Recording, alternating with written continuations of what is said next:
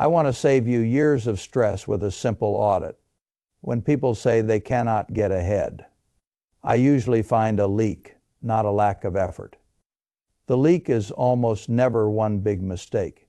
It is a handful of repeated expenses that feel normal, because everyone does them. Repetition is powerful, and that is why it is dangerous when it is pointed in the wrong direction. Compounding is not only for investments. Compounding also applies to habits, contracts, and monthly obligations. So I am going to walk through 10 very normal things people spend money on every day that quietly keep them broke. I will keep the logic simple and the math honest. If you change the pattern, the outcome usually changes with it. The first pattern is buying a brand new car, as if it is an ordinary decision. The average price for a new car in America today is just under $50,000, and the average monthly payment for a brand new car is over $800 a month. About 1 out of every 5 new car loans is now over $1,000 per month. That is not luxury anymore. That is the default market, and the default market is asking people to carry obligations their budgets cannot comfortably breathe under. When the payment is that large, it is not a transportation choice. It is a lifestyle choice. It competes with your emergency fund.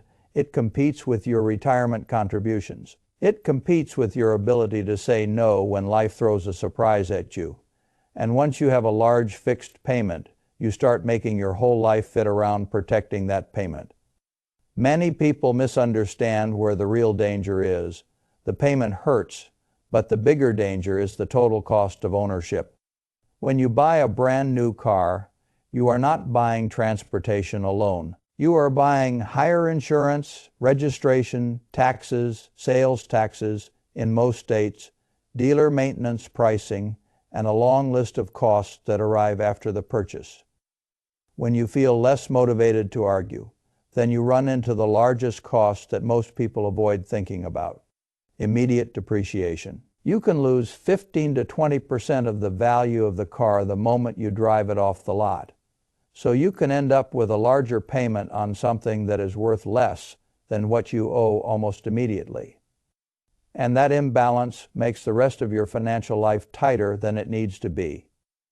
A simple mental shift helps here. Stop asking, "Can I afford the monthly payment?" Start asking, "What does this purchase force me to give up for the next few years?" If the answer is peace, flexibility, and savings, then the car is not just expensive, it is strategic damage. This is why I talk so much about incentives.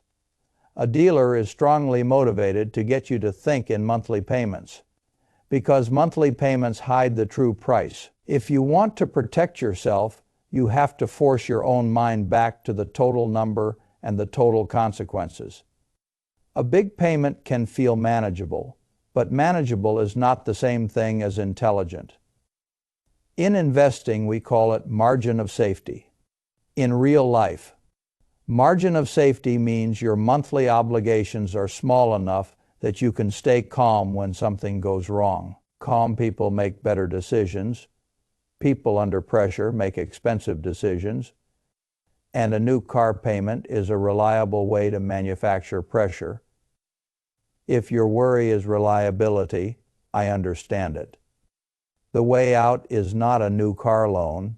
The way out is learning how to buy a reliable used car with cash without getting burned. That means slowing down, checking the history, inspecting the vehicle properly, and refusing to rush just because someone wants you to focus on the payment.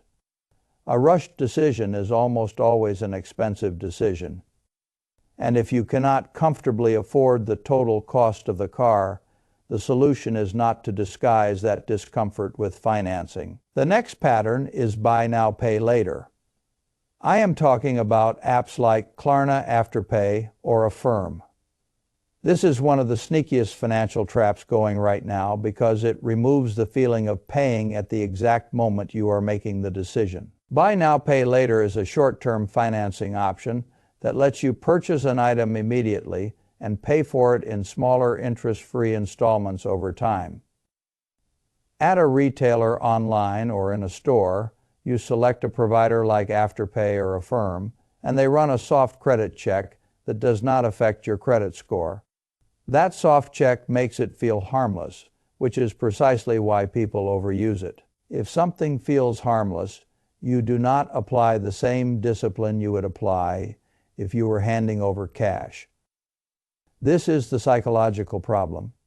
People do not feel like they went into debt because they did not pull out a credit card and swipe anything, but you still created payments for yourself. You created future obligations that will show up later when your excitement is gone and your real life is back.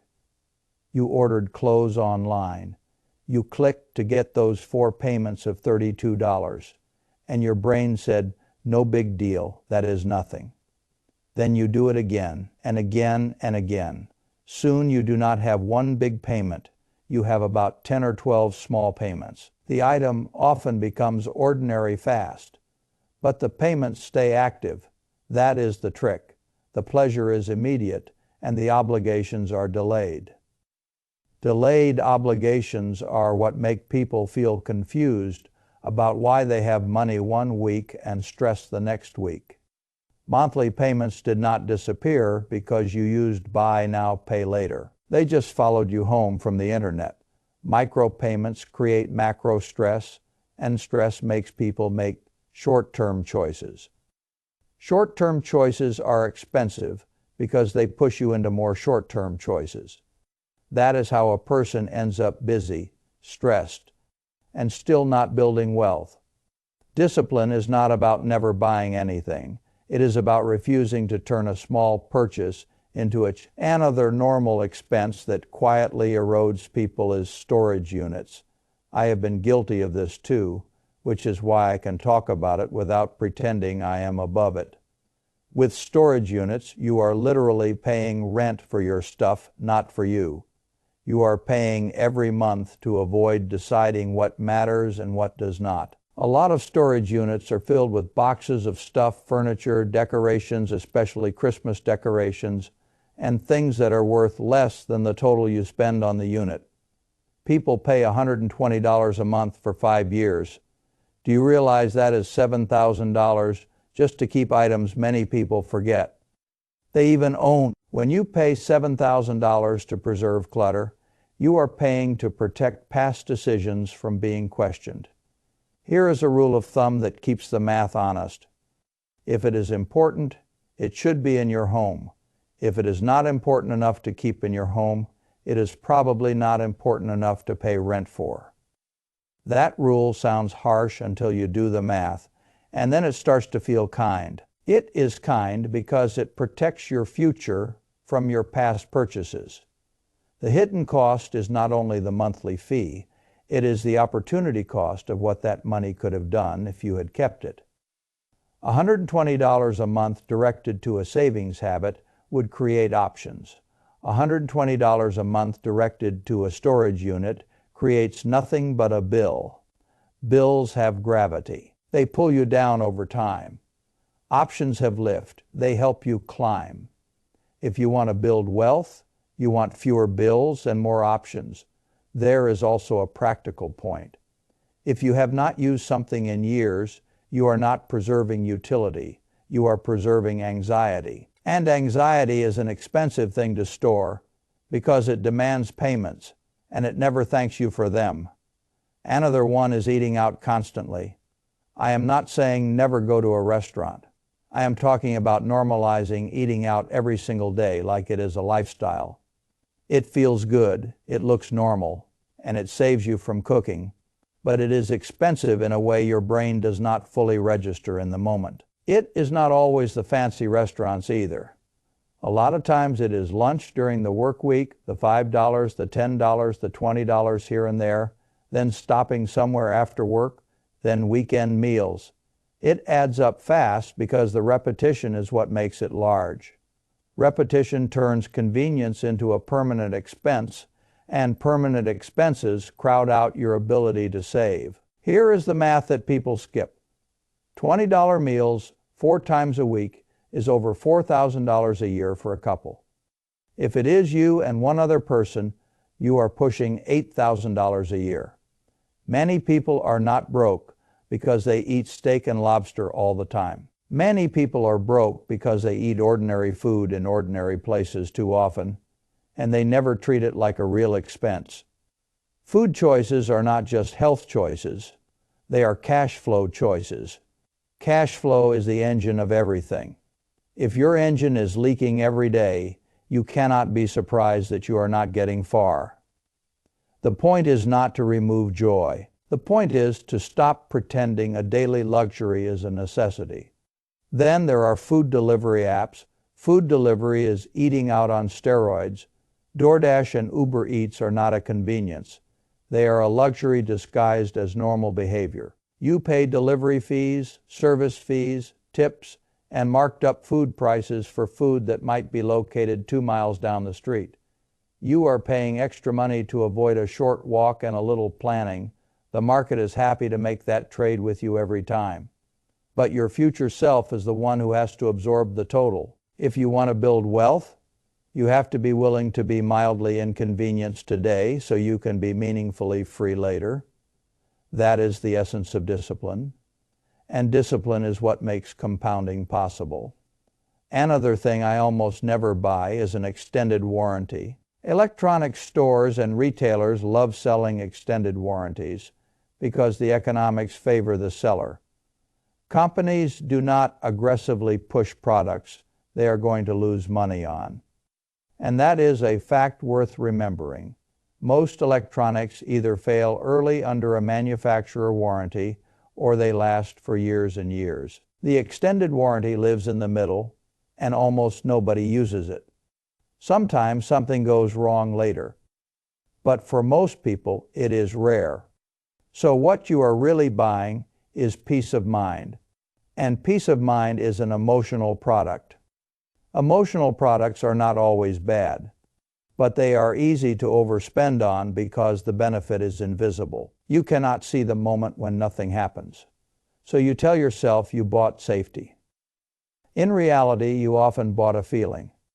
And if you buy too many feelings, you end up with fewer real safeguards like savings and cash reserves. If a product is fragile enough that you feel you must buy extra protection, you should think twice about the product itself. And here is a cash rule that keeps you from rationalizing bad purchases. If you cannot buy it in cash 2 times, maybe you should not buy it 1 time. That rule is not about being cheap. It is about refusing to let a store turn your anxiety into profit. If you want true peace of mind, build it with cash and simplicity, not with add-ons at the register. Another trap is furniture store financing that advertises 0% for 24 months. We have all seen the ads, and the ads are designed to make the purchase feel smaller than it is. Please do not finance furniture and do not finance appliances. When you do that, you are paying on something that is going down in value like a rock. A 2 or 3-year-old couch is not something you want to still be making payments on. Even if the couch is fine, the obligation is the issue. And obligation is what removes your flexibility. And flexibility is what you need when life surprises you. I do not care if they offer no interest for 24 months, because the fine print is where the profit is hidden. Most of these are deferred interest agreements. If you miss a payment, or you are late one time, or you do not finish paying off the balance, they can add all that interest back up retroactively. So the deal that looked friendly becomes expensive because you were human for 1 month. 0% financing does not make something affordable. It makes it emotionally acceptable in the moment. If you need payments to buy the furniture, you probably cannot afford the furniture. Wait until you can buy it with cash. Cash is not just a payment method. Cash is a discipline tool that keeps you from agreeing to deals you will regret. When you wait, you are not losing. You are choosing to buy later with control instead of buying now with pressure. One more normal expense that ruins people is a large wedding they cannot afford. The average wedding in America is about $34,000. Roughly 40% of marriages end in divorce. That combination should make you pause before you borrow money to impress a room full of people. You are spending the price of a down payment on a house on one single day, and when you pay $34,000 for a wedding, you are often paying for guests who will not even be involved in your life in 4 or 5 years. I am not saying guests are bad. I am saying debt is a terrible way to start something you hope will last forever. Debt turns a celebration into a payment plan. Then the payment plan follows you into the early years of your marriage, which are already full of adjustments and stress. If you want a marriage to have a margin of safety, do not begin by tying it to a big financial obligation. A calm home is worth more than a flashy event, and a calm home is easier to build without wedding debt. This is a better idea. Have a small wedding that you can pay cash for now. Then when you make it to 15 years or 20 years, and you have proven the marriage works and you have built some wealth, throw the big celebration then with cash. Do not start a marriage trying to impress guests and spend the next 5 years trying to escape the debt you used to pay for the wedding. If you want to celebrate love, do not begin by financing stress. Another quiet drain is sugary drinks and drinking your calories. Soda, energy drinks packed with additives, concentrated juices, jam packed with sugar, and alcohol. Almost none of it is good for your body, and a lot of it is not good for your money either. It is easy to ignore because it is usually a small purchase, and it often happens automatically. $5 a day does not feel like much right now, but that is about $1,800 a year. When you buy these drinks, you are not just draining your wallet, you are draining your health. Some people are literally financing diabetes and do not even realize it because the damage arrives slowly. Just like the spending, water is basically free almost everywhere you go. You do not need the fancy bottled water either. When you stop buying sugary drinks every time you go somewhere, your body and your finances both improve at the same time. That is a rare trade where the smarter choice pays you twice. A lot of progress is not about a complex plan. It is about removing the daily purchases that disappear instantly and leave nothing behind.